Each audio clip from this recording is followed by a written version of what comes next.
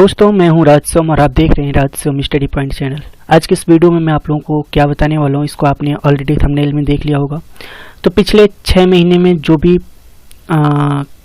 घटनाएं हुई हैं अपने भारत में, उसको मैं आप लोगों के सामने प्रस्तुत करने वाला हूं। तो 6 महीने के करंट अफेयर को हम आज देखने वाले हैं। तो चलिए देरी न करते हुए वीडियो को शुरू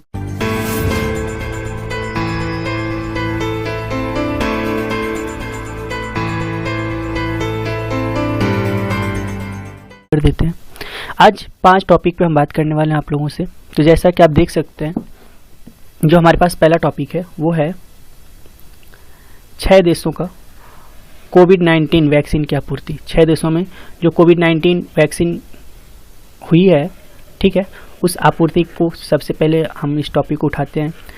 और इसमें जैसा कि आप देख सकते हैं, लिखा गया है क्या कि भारत ने 20 जनवरी, कब 20 जनवरी को, थोड़ा सा मोटा कर लेते हैं इसकी लाइन को, देख सकते हैं यहाँ पे लिखा गया है 20 जनवरी 2021 को 6 देशों में, कौन कौन से देश? म्यांमार, भूटान, बांग्लादेश, नेपाल, मालदीव्स और सेशेल्स को देश में निर्मित कोविड-19 के जो टीके हुए हैं भारत में, जो निर्मित हुए, उन टीकों की आपूर्ति शुरू कर दी। भारत ने पहले बड़ी संख्या में देशों को क्या क्या दिया?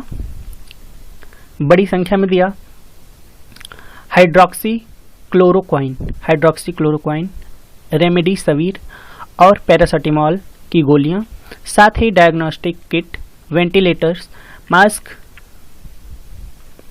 ज़्यादा आगे क्या दिया?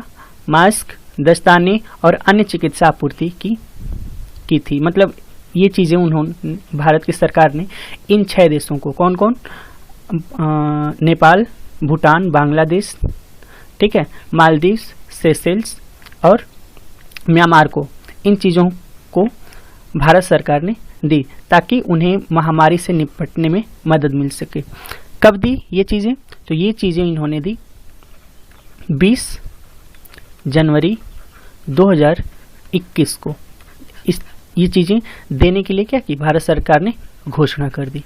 तो क्वेश्चन ये बन सकता है कि भारत सरकार ने कितने देशों को कोविड-19 की जो टीकों के लिए जो आपूर्ति की जो सामान है वो कितने देशों को दी? तो ये हो गया 6 देशों को, ठीक है। आपने देख लिया म्यांमार, भूटान, बांग्लादेश, नेपाल, मालदीव्स और सेशेल्स। और उसके बाद कब दिया? तो 20 जनवरी 2021 को। उम्मीद करता हूँ आपको याद हो गया होगा, समझ में आया होगा मेरी बातें। हम इससे से संबंधित दूसरे पे अगर बात करें तो आपको एक चीज़ यहाँ पे बता देना चाहूँगा कि यानी कि ये जो 20 जनवरी को जो दूसरे देशों को देने की बात कही कोविड-19 के टीकों को, उसके 4 दिन पहले यानी 16 जनवरी 2021 को ही भारत में दुनिया का सबसे बड़ा कोविड-19 टीकाकरण का अभियान शुरू किया गया, ठीक है ना। चलिए इसको अगले पार्ट में पढ़ते हैं। जैसा कि आप देख सकते हैं यहाँ पे लिखा गया है दुनिया का सबसे बड़ा कोविड-19 टीकाकरण अभियान शुरू हुआ, ठीक है। प्रधानमंत्री नरेंद्र मोदी ने कब किया? 16 जनवरी को। और इसके ठीक 4 दिन बाद 6 देशों को दिया इन्होंने, ठीक है। टीकाकरण के लिए जो चीज़ें उपलब्ध कराई जाती हैं 6 देशों को दिया 4 दिन बाद। और 4 दिन बाद कौन सा दिन था, कौन सा टाइम था? 20 जनवरी 2021 को वीडियो कॉन्फ्रेंसिंग के माध्यम से दुनिया के सबसे बड़े कोविड-19 वैक्सीन ड्राइव का शुभारंभ किया। किन्होंने? प्रधानमंत्री नरेंद्र मोदी ने। तो ये क्वेश्चन भी पूछा जा सकता है। हाँ, ये क्वेश्चन पूछा भी गया था बीएड के एंट्रेंस एग्जाम में ये बात पूछी गई थी, बीएड के एंट्रेंस एग्जाम में। और यहाँ पे एक और बात पूछी गई थी कि भारत में सबसे पहले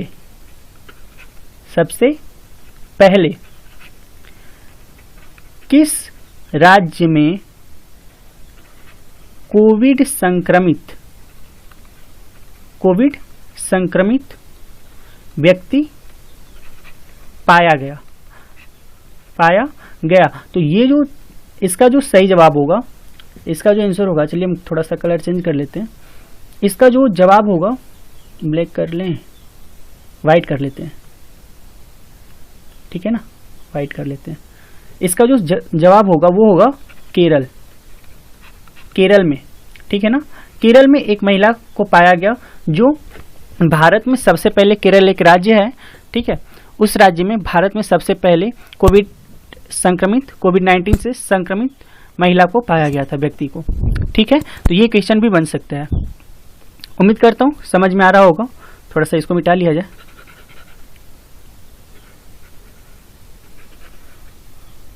वही क्यों नहीं मिट रहा है?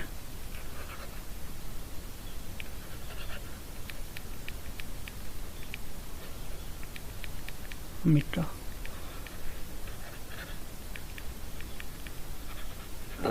ठीक है।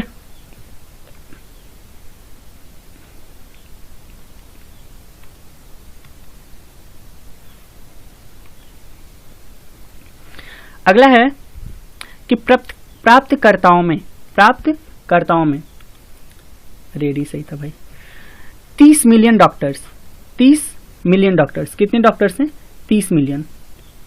अब 30 मिलियन में 1 मिलियन में होता है 10 लाख, 10 लाख यानी कि 30 मिलियन का मतलब हो गया 3 करोड़। 3 करोड़ डॉक्टर्स, नर्स और अन्य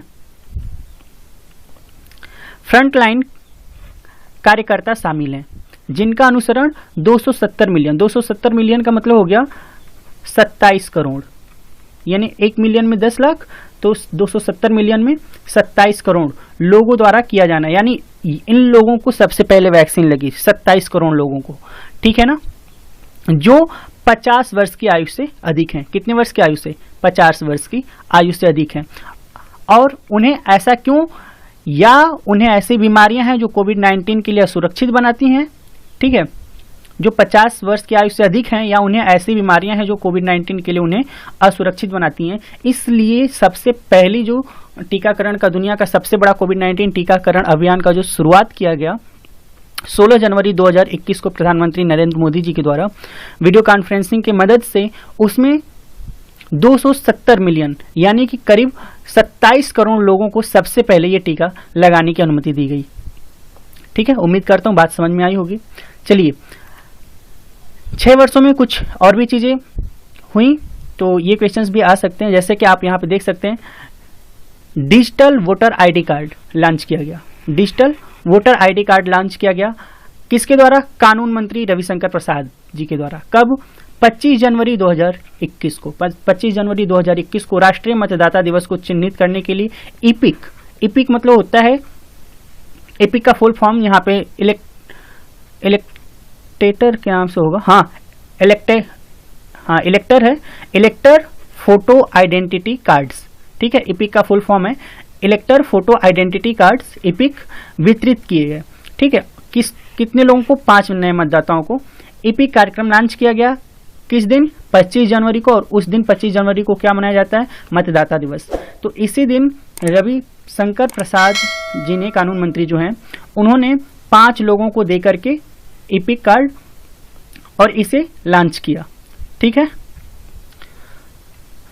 और इलेक्टर फोटो आइडेंटिटी कार्ड्स मतदाता फोटो पहचान पत्र का एक गैर संपादन योग्य डिजिटल संस्करण है। इसे डिजिटल लॉकर और पीडीएफ प्रारूप में भी मुद्रित किया जा सकता है, यानी कि आप अगर इसे चाहें तो डिजिटल लॉकर या फिर पीडीएफ रूप में भी इसे अपने सामने रख सकते हैं, मुद्रित कर सकते हैं, ठीक है। तो इपिक को लॉन्च किया, डिजिटल वोटर आईडी कार्ड को, ठीक है ना, जो वोटर आईडी कार्ड पहले हम लोगों को मिला करता था, अब वो डिजिटल में आ गया। अब वो डिजिटल कब लॉन्च किया गया है? 25 जनवरी 2021 को। किसके द्वारा?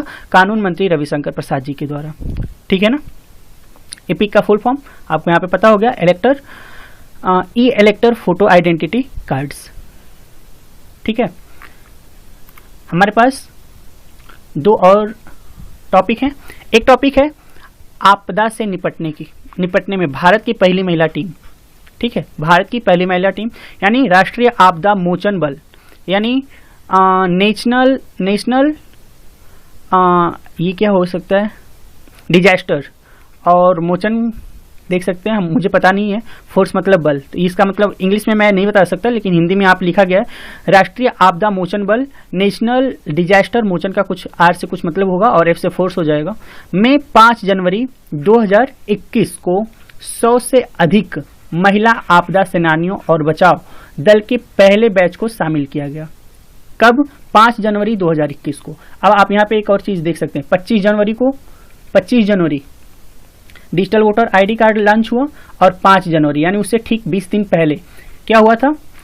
आपदा से निपटने के लिए भारत की पहली महिला टीम को शामिल किया गया, बचाव दल के पहले बैच को शामिल किया गया। और हाल ही में उत्तर प्रदेश की उत्तर प्रदेश का एक स्थान है मुक्तेश्वर में गंगा नदी के तट पर नवीन रूप से प्रशिक्षित एनडीआरएफ मतलब यही एनडीआरएफ की टीम, एनडीआरएफ कर्मियों की एक ऑल वुमेन, और ये जो टीम है ये औरतों की टीम है, ठीक है, वीमेन टीम तैनात की गई।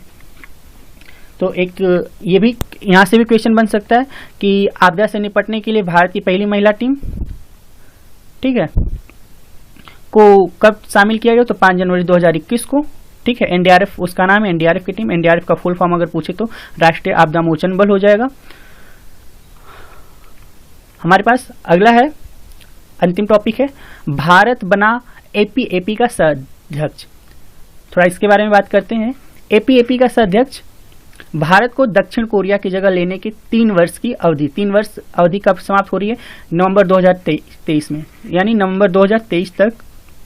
IUCN का फुल फॉर्म होता है international union for conservation of nature, ठीक है, ये कहीं दिया था इसमें, ठीक है, आगे पढ़ने पे मिल जाएगा। IUCN समर्थित, यानी समर्थित, ये समर्थन किया गया। एपी का मतलब होता है एशिया प्रोटेक्टेड एरियाज पार्टनरशिप, ठीक है, के सह अध्यक्ष के रूप में चुना गया, ठीक है। भारत को दक्षिण कोरिया की जगह लेने के लिए 3 वर्ष की अवधि के लिए यानी नवंबर 2023 तक IUCN समर्थित, इसके द्वारा समर्थित ये Asia protected areas areas partnership के सह अध्यक्ष के रूप में चुना गया। और एपी की अध्यक्षता यानी international union for conservation of nature, इसका मतलब होता है अंतर्राष्ट्रीय संगठन, कंजर्वेशन मतलब संरक्षण के लिए, ऑफ माने ऑफ नेचर मतलब नेचर यानी कि प्रकृति, यानी कि अंतर्राष्ट्रीय संगठन में जो प्रकृति की सुरक्षा के लिए, संरक्षण के लिए एपी की अध्यक्षता में भारत को दक्षिण कोरिया की जगह, यानी दक्षिण कोरिया की जगह अब भारत को लाया गया है 3 वर्ष की अवधि के लिए। और 3 वर्ष का अवधि कब तक समाप्त हो रही है? नवंबर 2023 तक, यानी नवंबर 2023 तक अब भारत सह अध्यक्ष के रूप में अब यहाँ पे एपी का सह अध्यक्ष बन गया है, अब यहाँ पे काम कर रहा है, ठीक है। और रोटेशनल आधार पर सदस्य देश द्वारा एपी की सह अध्यक्षता की जाती है। अब एपी की सह अध्यक्षता कौन कर रहा है? भारत कर रहा है, 3 वर्ष तक करेगा, नवंबर 2023 तक। तो उम्मीद करता हूँ आपको हमारी ये बातें समझ में आई होंगी। ये चीज़ें आपके SI में पूछी जा सकती हैं, इस बात को आप अपनी कॉपी कलम लेकर के नोट कर लें। और वीडियो कैसी लगी, वीडियो पे अपना कमेंट जरूर बनाएं। मैं कोशिश करूंगा आने वाली वीडियो इससे भी थोड़ी सी बेहतर हुए, क्योंकि अभी ये पहली बार मैंने इसको अपलोड की ऐसा बनाया हूँ वीडियो SI के लिए, जो कि एक थियोरेटिकली काम करेगी। और हाँ, हमारा एक और चैनल है राज शिवम क्विज, ठीक है, राज शिवम क्विज। तो वहाँ पे मैं आप लोगों के लिए पिछले प्रीवियस ईयर के क्वेश्चन पेपर सॉल्व करा रहा हूँ, ठीक है ना। तो यहाँ पे सिर्फ थ्योरेटिकली चलेगी, वहाँ पे प्रीवियस के क्वेश्चन पेपर को मैं सॉल्व कराता रहूँगा। तो वहाँ पे SI के मैंने हिंदी का एक 50 क्वेश्चन का डाला हुआ है, तो उसका मैं लिंक नीचे डिस्क्रिप्शन बॉक्स में दे देता हूँ, आप वहाँ से देख सकते हैं। तो उम्मीद करता हूँ आपको वीडियो अच्छी लगेगी। मिलते हैं अगले वीडियो में कुछ नए टॉपिक के साथ, तब तक के लिए नमस्कार, bye bye and thank you, enjoy yourself.